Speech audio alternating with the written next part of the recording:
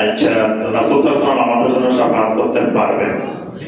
হাশরের ময়দানে একমাত্র রাসূল সাল্লাল্লাহু আলাইহি ওয়াসাল্লাম আমাদের জন্য শাফাআত করতে পারবেন। মানুষের প্রথমে আদম আলাইহিস সালাম, তারপর নূহ, মুসা আলাইহিস সালামের কাছে যাবে, তারা না করে দিলে তারপর মুহাম্মদ সাল্লাল্লাহু আলাইহি ওয়াসাল্লামের কাছে যাবে। এখন আমরা যারা মুহাম্মদ সাল্লাল্লাহু আলাইহি ওয়াসাল্লামের এই হাদিস বারবার শুনেছিও জানি, তারাও কি প্রথমে আদম নূহের কাছে যাবো, রাসূল সাল্লাল্লাহু আলাইহি ওয়াসাল্লামের কাছে না গিয়ে গেলে কেন যাবো? যেখানে কথা হলো শাফাআতটা দুই রকম, একটার নাম শাফাআতে উযমা, একটা শাফাআতে আম্মা।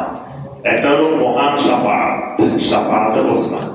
এটা নবী সাল্লাল্লাহু আলাইহি ওয়াসাল্লামের জন্য খাস, এটা নবী সাল্লাল্লাহু আলাইহি ওয়াসাল্লাম ছাড়া আর কেউ করতে পারবেন না।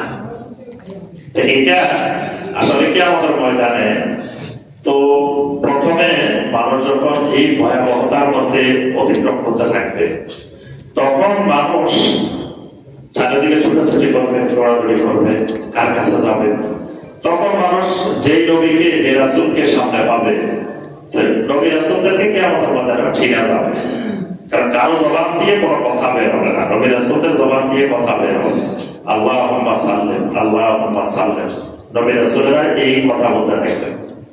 তাহলে নবী রাসূলদেরকে দেখলে আমরা চিনবো যে উনি ঈসা আলাইহিস সালাম, উনি মুসা আলাইহিস সালাম, উনি আদম আলাইহিস সালাম, দেখলে আমরা চিনে যাব। এখন চিনার পরে আমরা তাদের কাছে বলবো, সেটা সব উম্মতের আইডি। একেবারে আদম আলাইহিস সালামের মতো বলবে, নূহ আলাইহিস সালামের মতো বলবে, আমরাও বলবো অন্যান্য নবীদের কাছে। কারণ প্রথমে তো আমরা নবী সাল্লাল্লাহু পাইতেছি না, আমরা টাকাতে যেই নবীকে পাইতেছি সেই নবীকে বলতেছি। এরপর সমস্ত নবীরা বলবেন যে এটা আমাদের কাজ না, এটা কাজ হলো কার? মুহাম্মদ রাসূলুল্লাহ সাল্লাল্লাহু আলাইহি ওয়াসাল্লাম। তখন সমস্ত উম্মত নবী সাল্লাল্লাহু আলাইহি ওয়াসাল্লামের কাছে গিয়ে এই শাফাআতের জন্য আবেদন করবেন।